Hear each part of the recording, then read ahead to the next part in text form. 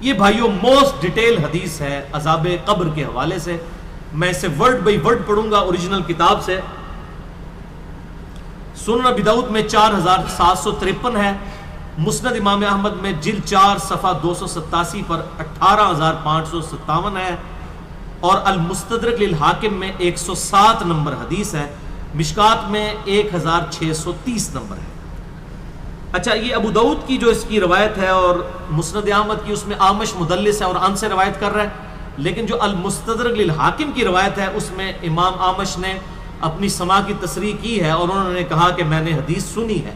ان سے روایت نہیں کی بلکہ انہوں نے حدثنا سے کی ہے. المستدرک للحاکم 107 نمبر حدیث میں وہ پڑھنے لگا ہوں ورڈ بائی ورڈ تاکہ اس کا سوز و گداز جو ہے وہ قائم رہے. برا بن عازب رضی اللہ تعالیٰ عنہ بیان کرتے ہیں کہ ہم رسول اللہ صلی اللہ علیہ وسلم کی مائیت میں ایک انصاری شخص کے جنازے میں شریک ہوئے.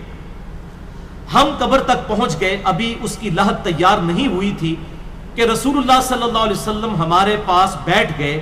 ہم بھی آپ صلی اللہ علیہ وسلم کے گرد بیٹھ گئے، اس حال میں گویا ہمارے سروں پر پرندے ہیں، یعنی فل اٹینٹو ہو کر آپ صلی اللہ علیہ وسلم کے ساتھ ہم بیٹھ گئے.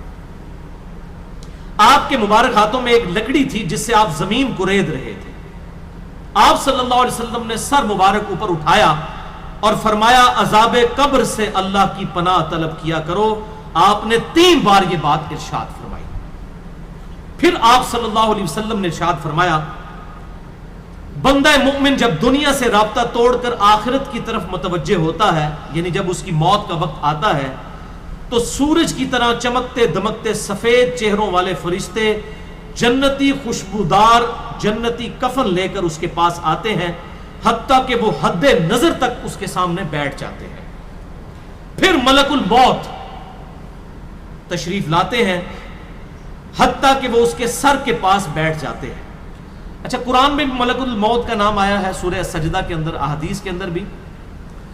البتہ تورات میں اس کا نام اسرائیل بھی آیا ہے، اور ہمارے اہل سنت کے جو اولین مفسرین ہیں امام طبری رحمہ اللہ المتوفی 310 ہجری، انہوں نے بھی یہ ورڈ استعمال کیا ہے. لہٰذا موت کے فرشتے کو اسرائیل کہنا بھی جائز ہے ہمارے سلف کے ہاں، کیونکہ آج کل بعض لوگ کہتے ہیں اسرائیل نہیں ملک الموت ہی کہنا چاہیے. اسرائیل کا لفظ بھی ثابت ہے. پھر ملک الموت تشریف لاتے ہیں حتیٰ کہ وہ اس کے سر کے پاس بیٹھ کر کہتے ہیں پاکیزہ روح اللہ کی مغفرت اور اس کی رضامندی کی طرف چل. وہ روح ایسے نکلتی ہے جیسے مشکیزے سے پانی کا قطرہ، بالکل غیر محسوس طریقے سے اس کی روح نکال لی جاتی ہے. اور جب ملک الموت اس کی روح نکالتے ہیں تو باقی فرشتے اسے آنکھ جھپکنے کے برابر بھی ملک الموت کے پاس نہیں رہنے دیتے، بلکہ اسے فوراً اس کے کفن اور اس خوشبو میں لپیٹ دیتے ہیں جو جنت سے لائی ہوتی ہے. پھر اس کی روح کو لے کر بلند ہوتے ہیں اور فرشتوں کی جس جماعت کے پاس سے وہ گزرتے ہیں تو فرشتے پوچھتے ہیں کہ یہ کیسی خوشبو ہے، تو وہ اس کے دنیا کے ناموں میں سے بہترین نام لے کر بتاتے ہیں کہ یہ فلاں بن فلاں کی روح ہے، حتیٰ کہ وہ اسے آسمان دنیا تک لے پہنچتے ہیں اور اس کے لیے دروازے کھولنے کی اجازت طلب کرتے ہیں. تو جنت کے جو آسمانوں کے دروازے ہیں اس کے لیے کھول دیے جاتے ہیں. پھر ہر آسمان کے مقرب فرشتے اگلے آسمان تک اسے پروٹوکول دیتے ہوئے اس روح کے ساتھ جاتے ہیں، حتیٰ کہ اسے 7ویں آسمان تک پہنچا دیا جاتا ہے. تو اللہ تعالیٰ فرماتا ہے میرے بندے کا نامہ اعمال علیین میں لکھ دو، جو سورۃ المطففین میں آیا ہے. علیین اور سجین یہ 2 مقامات ہیں. ایمان والوں کی روحیں جو ہیں علیین میں ان کا نامہ اعمال لکھا جاتا ہے، اور جو منافقین ہیں مجرم ہیں سجین میں لکھا جاتا ہے. سورۃ المطففین سورت نمبر 83 ہے، پارہ نمبر 30 کے اندر. اور اسے واپس دنیا کی طرف لے جاؤ کیونکہ میں نے انہیں اسی دنیا سے پیدا کیا اور اسی میں انہیں لوٹاؤں گا اور پھر دوبارہ اسی سے نکالوں گا. پھر اس کی روح اس کے جسم کی طرف لوٹا دی جاتی ہے. لیکن یہ لوٹنا دنیا کا سا لوٹنا نہیں ہوگا، یعنی وہ لوٹنے کے بعد یہ نہیں ہے کہ مردہ قبر میں کوئی بیٹھ جائے گا ہمیں نظر آئے گا.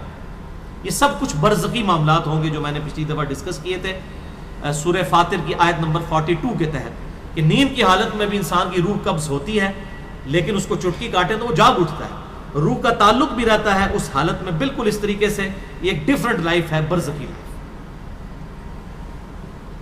پھر 2 فرشتے اس کے پاس آتے ہیں، یعنی اس کی قبر میں، اسے بٹھا کر پوچھتے ہیں اب یہ وہ 4 سوال یہاں پر آ رہے ہیں اس ڈیٹیل حدیث میں. پہلا سوال کرتے ہیں تیرا رب کون ہے؟ من ربک کا. وہ کہتا ہے ربی اللہ، میرا رب اللہ ہے. دوسرا سوال پوچھتے ہیں تیرا دین کیا ہے؟ ما دینو کا، تیرا دین کیا ہے؟ تو وہ کہتا ہے میرا دین اسلام ہے. پھر پوچھتے ہیں کہ وہ آدمی جو تم میں مبعوث کیے گئے وہ کون ہے؟ اب یہاں پر وہ ڈیٹیل آئی، الذی بعث فیکم، وہ شخص جو تم میں مبعوث کیا گیا تھا وہ کون تھا؟ تو یہ جو کہتے ہیں نا قبر میں آپ صلی اللہ علیہ وسلم آ جاتے ہیں، تو کہ کسی حدیث میں بھی نہیں ہے. اس میں ڈیٹیل آ گئی کہ اس سے پوچھا جاتا ہے جو شخص تم میں پیغمبر بنا کر بھیجا گیا وہ کون تھا؟ تو وہ کہتا ہے ہوا محمد رسول اللہ، وہ اللہ کے رسول محمد صلی اللہ علیہ وسلم. مسئلہ حاضر و ناظر میرا ریکارڈ ہے، مسئلہ نمبر 7، جس میں نے یہ تمام شبہات کلیئر کیے ہیں. یہ 3 سوالوں کے بعد اچھا جامعہ ترمذی میں ایک حدیث ہے 3120، اس میں الفاظ ہیں کہ وہ پوچھتے ہیں من نبیو کا، تیرا نبی کون ہے؟ اس میں تو ہے نا کہ اس شخص کے بارے میں تیرا کیا عقیدہ ہے، اس میں من نبیو کا الفاظ ہیں. جامعہ ترمذی 3120. اچھا اللہ کا شکر ہے کہ یہ نہیں پوچھتے تیرا فرقہ کون سا ہے، تو کس امام کی تقلید کرتا تھا، کیڑی مسیدی تو نماز پڑھتا سا ہے. دیکھ لیں کوئی چیز نہیں. تیرا رب کون ہے، تیرا دین اور نبی صلی اللہ علیہ وسلم. تو دنیا میں بھی ہم یہی کہتے ہیں اللہ رسول قرآن، یہی بات ہے. تو قبر کے اندر جا کر بھی یہی سوال ہے. اب وہ جب 3 سوالوں کے جواب دیتا ہے تو فرشتے 4تھا سوال اس سے پوچھتے ہیں، جو میں نے قبر کا 4تھا سوال، مسئلہ نمبر 78. تمہیں کیسے پتا چلا، ان 3 سوالوں کے جواب تمہیں کیسے آئے؟ وہ کہتا ہے میں نے اللہ کی کتاب پڑھی تھی، میں اس کتاب پر ایمان لایا اور میں نے اس کے حق ہونے کی تصدیق کی. اللہ کی کتاب پڑھی ہوگی تو تصدیق کرے گا نا. اگر سنا کے سنی ہوگا تو کیا تصدیق کرے گا؟ ہاں پڑھا کے سنی ہوگا تو تصدیق کر دے گا. پھر آسمان سے آواز آتی ہے میرے بندے نے سچ کہا، اس کے لیے جنتی بچھونا بچھا دو، اسے جنتی لباس پہنا دو اور اس کے لیے جنت کی طرف دروازہ کھول دو. قبر کے اندر ہی جنت کی طرف دروازہ کھول دو. یعنی آپ سمجھ لیں جس طرح یہ اب ٹچ سکرین موبائل رکھ کے اور جناب لیپ ٹاپ رکھ کے سامنے لوگ بیٹھے ہوتے ہیں نا، تو ایک دوسری دنیا میں چلے جاتے ہیں. تو جنت کا فزیکلی دروازہ کھول دیا جائے گا، اس کو جنت کی ہوائیں بھی، خوشبو بھی آئے گی اور انتظار وہ کرے گا. وہاں اسے ہوا کے جھونکے اور خوشبو بھی آتی ہوگی اور حد نظر تک اس کی قبر کو کشادہ کر دیا جائے گا. خوبصورت چہرے، خوبصورت لباس اور بہترین خوشبو والا ایک شخص اس کے پاس قبر میں آئے گا اور کہے گا اس چیز سے خوش ہو جا جو چیز تجھے خوش کر دے، یہ وہ دن ہے جس کا تجھ سے وعدہ کیا جاتا تھا. وہ شخص پوچھے گا کہ اے شخص تو کون ہے، تیرا چہرہ بھلائی لانے والا چہرہ ہے. وہ جواب دے گا میں تیرا عمل صالح ہوں. یعنی نیک عمال ایک خوبصورت انسان کی شکل میں اس کی قبر میں آ جائے گا. تو پھر وہ شخص کہے گا اے اللہ، اے میرے رب، جلدی کر، فوراً قیامت قائم فرما دے حتیٰ کہ میں اپنے اہل و عیال کی طرف چلا جاؤں. یعنی مومن کہے گا اللہ جلدی جلدی قیامت آئے، مجھے تو اینڈ رزلٹ نظر آ رہا ہے، مجھ سے انتظار نہیں ہوتا، فوراً قیامت آ جائے. ابھی سائملٹینیس کنٹراسٹ آنے والا ہے اس کا. جب کافر اور مجرم شخص دنیا سے جاتا ہے تو آپ صلی اللہ علیہ وسلم نے فرمایا سیاہ چہروں والے فرشتے بالوں سے بنا ہوا ایک کمبل لے کر آسمان سے نازل ہوتے ہیں اور حد نظر فاصلے تک اس کے سامنے بیٹھ جاتے ہیں. پھر ملک الموت، موت کا فرشتہ آتا ہے حتیٰ کہ اس کے سر کے پاس بیٹھ جاتا ہے اور کہتا ہے خبیث روح اللہ کی ناراضگی کی طرف چل. وہ روح اس کے جسم میں پھیل جاتی ہے تو وہ ملک الموت اس طرح اسے کھینچتا ہے جیسے لوہے کی سلاخ کو گیلے اون میں سے کھینچا جاتا ہے چھس کر کے. گرم سلاخ جو ہے وہ اونی کپڑے کے اندر، گیلے کے اندر ڈال کے یوں کھینچی جائے نا تو اس طرح اس کے پورے جسم سے اس کی روح نکالی جاتی ہے. بولے اعوذ باللہ تعالی. پھر ملک الموت سے باقی فرشتے اس کی روح کو لے کر پلک جھپکنے کے برابر بھی وہاں نہیں رہنے دیتے حتیٰ کہ وہ اسے بالوں سے بنے ہوئے کمبل میں لپیٹ لیتے ہیں اور اس سے زمین کے مردار سے نکلنے والی انتہائی بری بدبو نکلتی ہے. وہ اسے لے کر اوپر چڑھتے ہیں تو وہ فرشتوں کی جس جماعت کے پاس سے گزرتے ہیں تو فرشتوں کی جماعتیں کہتی ہیں کیسی خبیث روح ہے. وہ کہتے ہیں یہ فلاں بن فلاں کی روح ہے اور وہ اس کی دنیا کا انتہائی کبھی نام لے کر بتاتے ہیں حتیٰ کہ اسے آسمانی دنیا تک لے جایا جاتا ہے. اس کے لیے دروازے کھولنے کے لیے درخواست کی جاتی ہے تو آسمان کے دروازے اس کے لیے نہیں کھولے جاتے. پھر رسول اللہ صلی اللہ علیہ وسلم نے سورۃ الاعراف کی آیت پڑھی کہ ان کے لیے آسمانوں کے دروازے نہیں کھولے جائیں گے، وہ جنت میں داخل بھی نہیں ہوں گے حتیٰ کہ اونٹ سوئی کے سوراخ سے گزر جائیں۔ یہ سورۃ الاعراف کی آیت آپ صلی اللہ علیہ وسلم نے پڑھی۔ پھر آپ صلی اللہ علیہ وسلم نے فرمایا کہ اللہ تعالیٰ فرماتا ہے اس کی کتاب کو سب سے نچلی زمین میں سجین میں لکھ دو، پھر اس کی روح کو شدت کے ساتھ پٹ کھا جاتا ہے۔ پھر آپ صلی اللہ علیہ وسلم نے یہ آیت تلاوت فرمائی سورہ الحج کی، جو شخص اللہ کے ساتھ شرک کرتا ہے گویا وہ آسمان سے گر پڑا تو اب پرندے اسے اچک کر لے جائیں یا کسی دور جگہ پر پھینک دیں۔ پھر اس کی روح اس کے جسم میں لوٹا دی جاتی ہے اور دو فرشتے اس کے پاس آ کر اس سے پوچھتے ہیں تیرا رب کون ہے؟ اب اس سے بھی سوال ہوتا ہے۔ وہ حیرت زدہ ہو کر کہتا ہے ہائے افسوس، ہائے افسوس، میں نہیں جانتا، میں نہیں جانتا۔ پھر پوچھتے ہیں تیرا دین کیا ہے؟ وہ پھر حیرت زدہ ہو کر کہتا ہے ہائے افسوس، ہائے افسوس، میں نہیں جانتا، میں نہیں جانتا۔ پھر اس سے پوچھتے ہیں کہ جو شخص تم میں مبعوث کیے گئے وہ کون تھے؟ تو وہ کہتا ہے ہائے افسوس، میں نہیں جانتا، میں نہیں جانتا۔ پھر آسمان سے آواز آتی ہے اس نے جھوٹ بولا، اس کے لیے جہنم کا بچھونا بچھا دو۔ اور بخاری میں الفاظ ہیں 1374۔ اس کے جواب میں فرشتے پھر اس سے چوتھا سوال کیا کرتے ہیں؟ لا دریتا ولا تلیتا، اور تو نے خود پڑھ کر سمجھنے کی کوشش کیوں نہیں کی؟ یا جو لوگ سمجھے ہوئے لوگ تھے، کتاب و سنت کے منہج پر چلنے والے لوگ تھے، ان کے ساتھ تو کیوں نہیں چلا؟ اللہ تعالیٰ فرماتا ہے اس کے لیے جہنمی بچھونا بچھا دو، جہنم کی طرف ایک دروازہ کھول دو، وہاں سے گرمی اور گرم ہوا اس کی قبر میں آتی رہے گی۔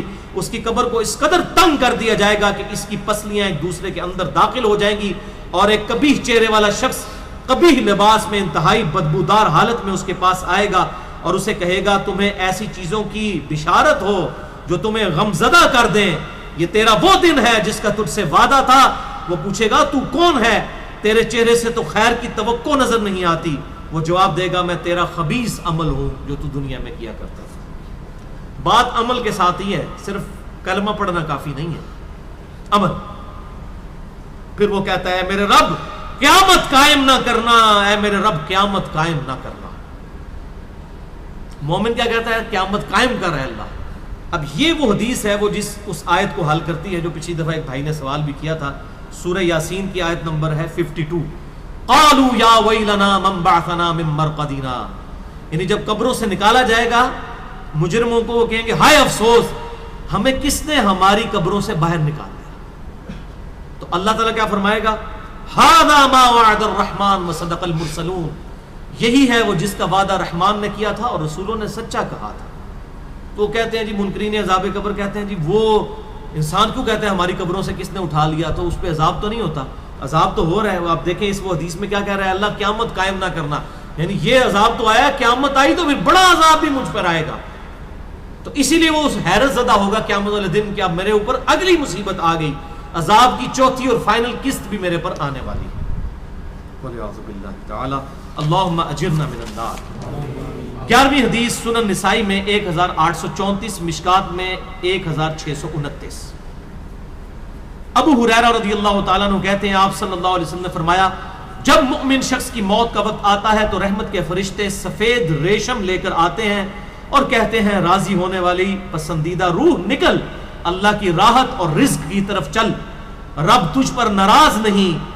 تو وہ بہترین کستوری کی خوشبو کی طرح نکلتی ہے حتیٰ کہ وہ ایک دوسرے سے اسے لے کر اس طرح کرتے کرتے آسمان کے دروازوں تک پہنچ جاتے ہیں۔ تو وہ کہتے ہیں زمین سے یہ کیسی پاکیزہ خوشبو تمہارے پاس آئی ہے، وہ اسے مومنوں کی روح کے پاس لے جاتے ہیں، یعنی نیک آدمی کی روح کو، جو پہلے مومن مر چکے ہیں ان کی روحوں کے پاس، تو انہیں اس کے آنے پر اس سے بھی زیادہ خوشی ہوتی ہے، یعنی مومن انتظار کر رہے ہوتے ہیں اور ویلکم کرتے ہیں۔ جیسا کہ تم میں سے کسی کو اپنے بچھڑے ہوئے شخص کے ملنے پر خوشی ہوتی ہے، تو وہ آلریڈی جو مردہ روحیں وہاں پر پہنچی ہوتی ہیں، جو مر چکے شخص جو ہوتے ہیں ان کی روحیں، وہ نئی آنے والی روح سے پوچھتے ہیں فلاں کا کیا حال ہے، فلاں کا کیا حال ہے۔ پھر وہ کہتے ہیں اسے چھوڑ دو کیونکہ یہ ابھی ابھی دنیا کے غم میں مبتلا ہو کر یہاں پر آیا ہے۔ تو مرنے والا شخص کہتا ہے کہ تم جس شخص کے بارے میں مجھ سے پوچھ رہے ہو وہ تو فوت ہو چکا ہے، کیا تمہارے پاس نہیں آیا؟ وہ کہتے ہیں اسے تو اس کے ٹھکانے ہاویہ یعنی جہنم میں پہنچا دیا گیا ہے، اور جب کافر شخص کی موت کا وقت آتا ہے تو عذاب کے فرشتے بالوں کا لباس لے کر اس کے پاس آتے ہیں اور اسے کہتے ہیں ناراض ہونے والی ناپسندیدہ روح نکل، اللہ کے عذاب کی طرف چل۔ وہ مردار کی انتہائی بدبو کی صورت میں نکلتی ہے، حتیٰ کہ وہ اسے زمین کے دروازے کے پاس لے آتے ہیں تو وہ کہتے ہیں یہ کتنی بدبودار ہے، حتیٰ کہ اسے کافروں کی روح کے پاس ملا دیا جاتا ہے۔ اب دیکھیں کہ وہ مومن پوچھ رہے ہوتے ہیں، اب میں اس کو ٹرانسلیٹ کر رہا ہوں، برا نہیں منانا، وہ مومن کہتے ہیں کہ فلاں شخص کا کیا حال ہے، فلاں بزرگ، فلاں مولوی صاحب، فلاں حضرت صاحب کدھر ہے؟ وہ کہتے ہیں وہ تو جناب کدوں نہ مار بیٹھے تو آڈے کول نہیں پہنچے، اور پھر فرشتے سے جناب اتنے نہیں آئے جو دوزخ ہی تھے، یہ دیکھ لیں۔ یعنی وہ اسی لیے پوچھ رہے ہوتے ہیں کہ تو چل ہم تک پہنچ گیا، فلاں بھی ایک دنیا میں بڑا کوئی مشہور نیک آدمی تھا، وہ کدھر گیا؟ تبھی تو وہ ایکسپیکٹ کر رہے ہوتے ہیں نا اس کو کہ اس کو بھی یہاں پہ آنا چاہیے، تو ان کو بتایا جاتا ہے کہ بھئی وہ یہاں پر نہیں، وہ کہیں اور پر ہے۔ 12ویں حدیث جامعہ ترمذی میں 1071 نمبر اور مشکات میں 130 نمبر ہے۔ سیدنا ابو ہریرہ کہتے ہیں نبی صلی اللہ علیہ وسلم نے فرمایا جب میت کو دفن کیا جاتا ہے تو 2 سیاہ فام نیلی آنکھوں والے فرشتے اس کے پاس آتے ہیں، ان میں سے ایک کو منکر اور دوسرے کو نکیر کہا جاتا ہے۔ سیاہ فام نیلی آنکھوں والے خطرناک شکل کے فرشتے منکر اور نکیر۔ پس وہ کہتے ہیں تم اس شخص کے بارے میں کیا کہا کرتے تھے، یعنی نبی صلی اللہ علیہ وسلم کے بارے میں سوال ہوتا ہے تو وہ کہتا ہے وہ اللہ کے بندے اور اس کے رسول ہیں، میں گواہی دیتا ہوں کہ اللہ کے سوا کوئی معبود نہیں اور محمد صلی اللہ علیہ وسلم اس کے بندے اور رسول ہیں۔ وہ دونوں فرشتے کہتے ہیں ہمیں پتا تھا تم یہی جواب دو گے۔ پھر اس کی قبر کو لمبائی اور چوڑائی میں 70 ہاتھ کشادہ کر دیا جاتا ہے، یہ 70 کہتے ہیں کثرت، حد نظر تک کشادہ کر دیا جاتا ہے۔ پھر اس کے لیے اس میں روشنی کر دی جاتی ہے، پھر اسے کہا جاتا ہے سو جا، وہ کہتا ہے میں اپنے گھر والوں کے پاس واپس جانا چاہتا ہوں تاکہ انہیں بتاؤں کہ میں کامیاب ہو گیا ہوں، لیکن وہ کہتے ہیں کہ تو دلہن کی طرح سو جا، جسے اس کے گھر کا عزیز ترین فرد ہی آ کر بیدار کرتا ہے، حتیٰ کہ اللہ تعالیٰ اسے اس کی خوابگاہ سے قیامت والے دن بیدار کرے گا، یعنی اسے لٹا دیا جائے گا، پھر اس پہ وہ کیفیت وہ جنت والی طاری رہے گی، پھر الٹیمیٹلی اللہ تعالیٰ اسے دوبارہ سے زندہ کرے گا۔ اور اگر وہ منافق ہوا تو وہ کہے گا میں نے لوگوں کو ایک بات کہتے ہوئے سنا تو میں بھی ویسے ہی کہا کرتا تھا، یعنی مجھے نہیں پتا، اللہ کی وہ گواہی نہیں دے سکے گا، رسول اللہ صلی اللہ علیہ وسلم کا اقرار نہیں کر سکے گا، میں کچھ نہیں جانتا۔ وہ فرشتے کہیں گے ہمیں پتا تھا تم یہی کہو گے، پس زمین سے کہا جاتا ہے اس پر تنگ ہو جا، وہ اس پر تنگ ہو جاتی ہے حتیٰ کہ اس کی ہڈیاں اور پسلیاں ایک طرف کی دوسری طرف آ جاتی ہیں، یوں بولے اعوذ باللہ تعالی، اور اسے مسلسل عذاب ہوتا رہے گا حتیٰ کہ اللہ اسے خوابگاہ سے دوبارہ زندہ کرے گا، یعنی قیامت تک اس پر وہ اس حالت میں عذاب رہے گا، ہمیں نظر نہیں آئے گا۔ جیسے سویا ہوا شخص ایک ڈراؤنا خواب دیکھتا ہے وہ تکلیف محسوس کرتا ہے، پاس کھڑا شخص نہیں محسوس کر سکتا۔ اور سنن دارمی میں ایک حدیث ہے صحیح سند کے ساتھ، مشکات میں 134 نمبر ہے کہ آپ صلی اللہ علیہ وسلم نے فرمایا 99 اژدہے اس پر، 99 جو ہے خطرناک ڈینجرس قسم کے سانپ اس پر مسلط کر دیے جاتے ہیں جو قیامت تک اسے ڈستے رہتے ہیں، اور وہ اتنے خطرناک اژدہے ہیں، آپ صلی اللہ علیہ وسلم نے فرمایا کہ اگر ان میں سے کوئی ایک بھی دنیا پر اپنی پھنکار پھینک دے تو دنیا کی زمین کا بھی سبزہ نہ اگائے، ایسا زہر ہے ان کے اندر۔ وَلِعَاذُ بِاللَّهِ تَعَالَى اللہم اجرنا من النار، اللہم اجرنا من النار۔ یہ بھائیو عذاب قبر کیمرے سے نہیں دیکھا جا سکتا، یہ اللہ تعالیٰ نے پردہ رکھا۔ 13ویں حدیث جامعہ ترمذی میں 2308، سنن ابن ماجہ میں 4267، مشکات میں 132۔ سیدنا عثمان غنی رضی اللہ تعالیٰ عنہ جب بھی کسی قبر کے پاس سے گزرتے تو اتنا روتے کہ ان کی داڑھی تر ہو جایا کرتی۔ ساتھیوں نے پوچھا حضرت جب دوزخ کا ذکر کرتے ہیں اس وقت تو آپ کی آنکھوں میں آنسو نہیں آتے، لیکن قبرستان آ کر آپ پر ایسی حالت کیوں طاری ہو جاتی ہے؟ تو سیدنا عثمان نے فرمایا کہ میں نے اپنے محبوب صلی اللہ علیہ وسلم سے سنا کہ بے شک قبر آخرت کی منزلوں میں سے پہلی منزل ہے، جو اس میں بچ گیا اگلی منزلیں اس کے لیے آسان ہوتی چلی جائیں گی، اور جسے یہاں پر مشکل درپیش ہوئی اس کی اگلی منزلیں اس سے بھی مشکل در مشکل ہوتی چلی جائیں گی۔ پھر آپ صلی اللہ علیہ وسلم نے فرمایا میں نے قبر سے زیادہ سخت اور برا منظر کبھی نہیں دیکھا۔ تو یہ حضرت عثمان غنی رضی اللہ تعالیٰ عنہ کی وہاں پر یہ حالت ہوتی تھی، اور اس میں کیا الفاظ ہے؟ قبر آخرت کی منزلوں میں سے پہلی منزل ہے۔ لہذا یہ پرفیکٹ دعا ہے، اللہم ربنا آتینا فی الدنیا حسنہ وفی الآخرۃ حسنہ وقنا عذاب النار۔ یہ مولویوں نے جو اپنے بیچ میں جو ہے وہ انجینئرنگ کرنے کی کوشش کی ہے، وقنا عذاب القبری، وقنا عذاب الحشری، یہ جو بدعت داخل کی ہے، اس کی ضرورت ہی نہیں ہے، کیونکہ عذاب قبر بھی اس میں داخل ہے۔ اس میں الفاظ آپ نے دیکھ لیے کیا ہے، قبر آخرت کی منزلوں میں سے پہلی منزل ہے، تو وقنا عذاب القبری وقنا عذاب الحشری کہنے کی ضرورت ہی نہیں ہے۔ ربنا آتینا فی الدنیا حسنہ وفی الآخرۃ حسنۃ وقنا عذاب النار۔ تو اس سے یہ بھی بات پتہ چل گئی کہ قبرستان جانے کا مقصد ہے آخرت کی یاد، جو صحیح مسلم میں حدیث ہے 2259 کہ قبروں پہ جایا کرو تاکہ آخرت کی یاد آئے۔ تو سیدنا عثمان بھی دیکھیں قبرستان جا کر وہاں پر آخرت کی یاد کے لیے جایا کرتے تھے، اور یہ حقیقت بات ہے، قبرستان جانے سے ہی انسان کا قبلہ درست ہوتا ہے۔